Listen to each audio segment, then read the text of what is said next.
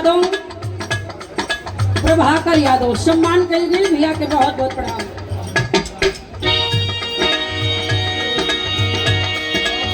हमसे ही ज्यादा कर राम का पूजन,